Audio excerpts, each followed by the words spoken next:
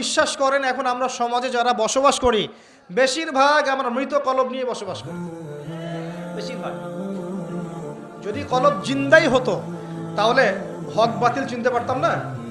যদি কলব জিন্দাই থাকতো তাহলে কি দুনিয়ার এই মোহের মধ্যে ব্যস্ত থাকি?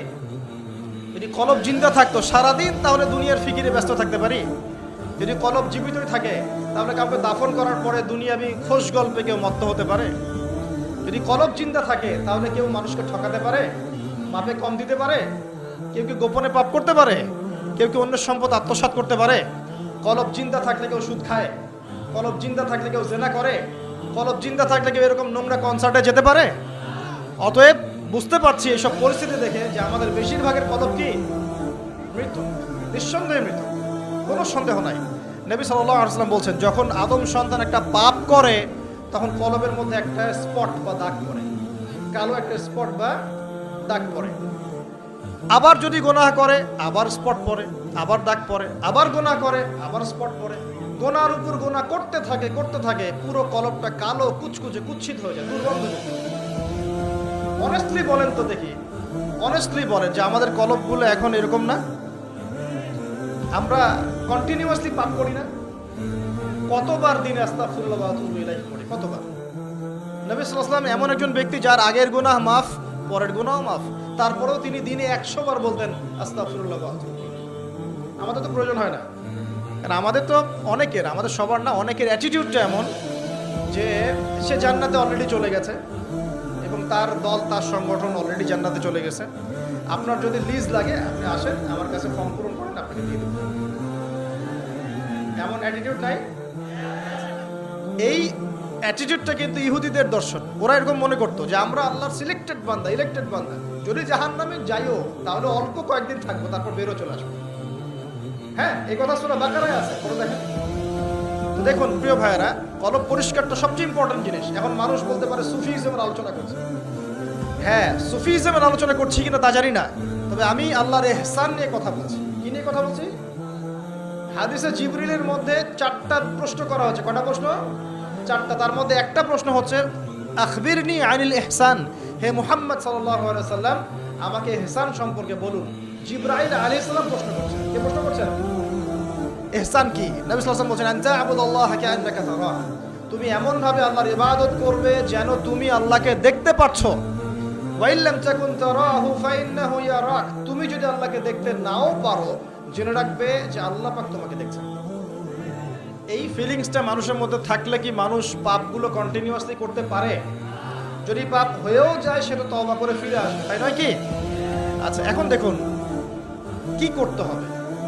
এক নাম্বার বলছি যে অন্তরটাকে পরিচ্ছন্ন করতে হবে। পরিচ্ছন্ন করার জন্য প্রথম কাজ কি?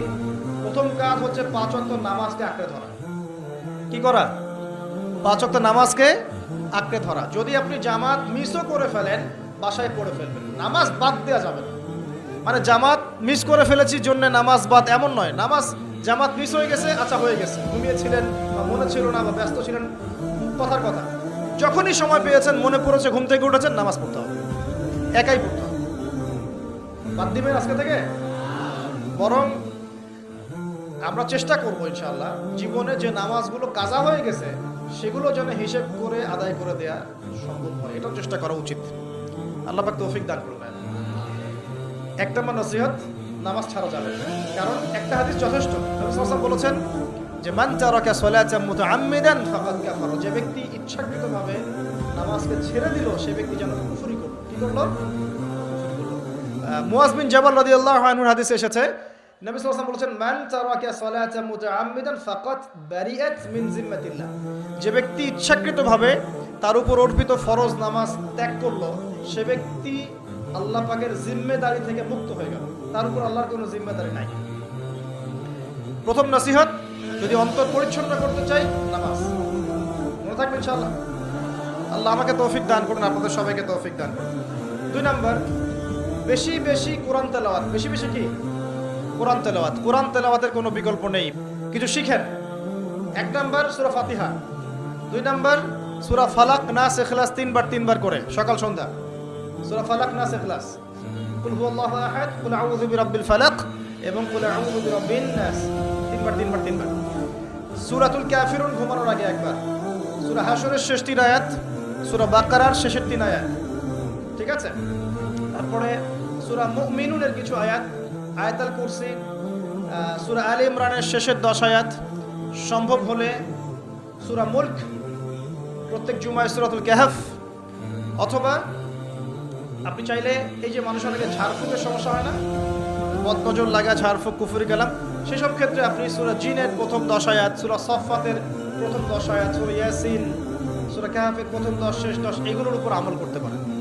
ইনশাআল্লাহ দেখবেন আপনার জীবনে বরকত আসবে। আপনি চোখ লাগা, বদনজর, এই যে হিংসুকের হিংসা, চোখ লাগা, বদনজর, কুফরি, তাবিজ কালাম এগুলো থেকে বেঁচে থাকবেন ইনশাআল্লাহ। আল্লাহ পাক আপনার পরিবারকে আপনাকে বাঁচাবে ইনশাআল্লাহ কোরআনের বদৌলতে। এগুলো যদি মুখস্থ করে ফেলতে পারেন এবং নিয়মিত মাঝে মাঝে নামাজে পড়েন, এমনি তেলাওয়াত করেন, ইনশাআল্লাহ তাআলা কোরআন আপনার জীবনে প্রোটেকশন নিয়ে আসবে, আল্লাহর রহমত বরকত নিয়ে আসবে ইনশাআল্লাহ। এবং কোরআনের মধ্যে কি আছে? শিফা, আরোগ্য আছে। ওয়া নুনাজ্জিলু মিনাল কোরআন মা হুয়া শিফাউন ওয়া রাহমাতুল লিল মুমিনিন।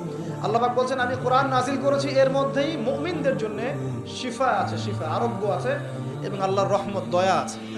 আমরা আরোগ্য চাই না? আল্লাহর দয়া চাই না? আর এই আরোগ্য শুধু দৈহিক রোগের আরোগ্য নয়, কলবের রোগের আরোগ্য। তো কোরআন তেলাওয়াতকে বাড়িয়ে দেওয়ার চেষ্টা করেন, আল্লাহ পাক তৌফিক দেন। আর যদি পসিবল হয়, আল্লাহ পাক যদি আরো ফুরসত দেন, তৌফিক দেন, প্রত্যেকদিন 1 ঘন্টা করে 1 পারা কোরআন তেলাওয়াত করবেন, পারবেন ইনশাআল্লাহ? আল্লাহ আমাদের সবাইকে তৌফিক দান করুন, আমিন। এরপর কি? বেশি বেশি আল্লাহর জিকির। 1 নাম্বার কি বলেছি? সালাত। 2 নাম্বার কোরআন তেলাওয়াত। 3 নাম্বার হচ্ছে আল্লাহর জিকির। বেশি বেশি আল্লাহর জিকির। আল্লাহর জিকির মানে শুধু আল্লাহ আল্লাহ এটাকে বোঝাচ্ছি না আমি। আল্লাহর জিকির মানে আপনি সবসময় ফিল করবেন, আল্লাহকে স্মরণ করবেন যে আল্লাহ পাক আপনাকে দেখছেন, আপনি আল্লাহর ইবাদত করছেন, আল্লাহ আপনাকে দেখছেন। আপনি আল্লাহকে দেখতে না পারলেও আল্লাহ আপনাকে দেখছেন, আল্লাহ আপনার কথা শুনছেন, আল্লাহ হাজির নাজির, আপনি ফিল করবেন। জিকির মানে কি? স্মরণ করা। জিকির মানে কি? স্মরণ করা। আপনি সুবহানাল্লাহ পড়ছেন, আল্লাহর জিকির করছেন, আলহামদুলিল্লাহ আলহামদুলিল্লাহ পড়ছেন, আল্লাহু আকবার পড়ছেন, লা ইলাহা ইল্লাল্লাহ পড়ছেন, হ্যাঁ, লা হাওলা ওয়ালা কুওয়াতা ইল্লা বিল্লাহ পড়ছেন, এগুলোতে আপনি আল্লাহর জিকির করছেন, আলহামদুলিল্লাহ। এখন ব্যবসা করতে গিয়েছেন, এই যে মাপের দাড়িপাল্লা উঠালেন, এই যে মাপে কম দিচ্ছেন, এখন কি আল্লাহ আপনাকে দেখছেন না? এই যে আপনি আল্লাহকে স্মরণ করছেন যে আল্লাহ আমাকে দেখছেন, মাপে কমটা দেওয়া যাবে না, যদিও কাস্টমার বুঝতে পারছে না। এই যে আপনি আল্লাহকে স্মরণ করলেন, এটাই আল্লাহর জিকির। এটা কি? আল্লাহর জিকির। আপনি ওই যে স্কুলে গিয়েছেন বা কলেজে গিয়েছেন, এখন মাশাআল্লাহ আপনার তো বান্ধবীর অভাব নাই, কয়েকজন বান্ধবী আপনাকে ফোর্স করছে, চল ওখানে গিয়ে কফি খাই, এই করি সেই করি, আজকে ঘুরে আসি রমনা পার্ক, নাকি? তো এখন আপনি আল্লাহকে স্মরণ করছেন যে আমি আল্লাহকে দেখতে না পারলেও আল্লাহ তো আমাকে দেখছেন, না আমি তোমাদের সাথে যেতে পারবো না, এটা আমার জন্য জায়েজ নাই। এই যে আপনি আল্লাহকে স্মরণ করলেন, এটার নাম কি? আল্লাহর জিকির। সমাজের দায়িত্ব পেয়েছেন, আলহামদুলিল্লাহ, দায়িত্ব পাওয়া খারাপ কিছু নয়, এটাকে সঠিকভাবে পালন করাটাই চ্যালেঞ্জ। দায়িত্ব পাওয়া খারাপ কিছু নয়, দায়িত্বটাকে সঠিকভাবে পালন করাটা চ্যালেঞ্জ।